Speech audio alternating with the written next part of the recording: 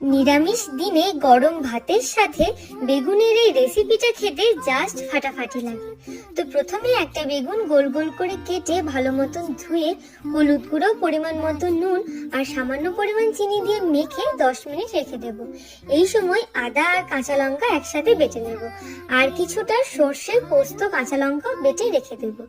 এরপর কড়াইয়ে বেশ কিছুটা সর্ষের তেল গরম করে মেখে রাখা বেগুনগুলো দিয়ে এপিট ওপিট কড়া লাল করে ভেজে তুলে রাখবো। সেই তেলে কিছুটা পরিমাণ কালো জিরে দিয়ে আদা আর কাঁচা লঙ্কা বাটাটা দিয়ে কাঁচা গন্ধ চলে গেলে কিছুটা পরিমাণ হলুদ গুঁড়ো, জিরের গুঁড়ো, ধনের গুঁড়ো, পরিমাণ মতো নুন দিয়ে ভেজে নেব। এরপর বেটে রাখা সর্ষে পোস্তটা দেব আর দেব বাটি ধোয়া জল। ঝোলটা ফুটে আসলে ভেজে রাখা বেগুনগুলো দিয়ে 5 মিনিট মতন ফুটিয়ে ঝোলটা গা মাখা হলে ওপর থেকে গরম মশলা, কাঁচা লঙ্কা আর কাঁচা সর্ষের তেল ছড়িয়ে দিলেই তৈরি হয়ে যাবে বেগুন বাসন্তী।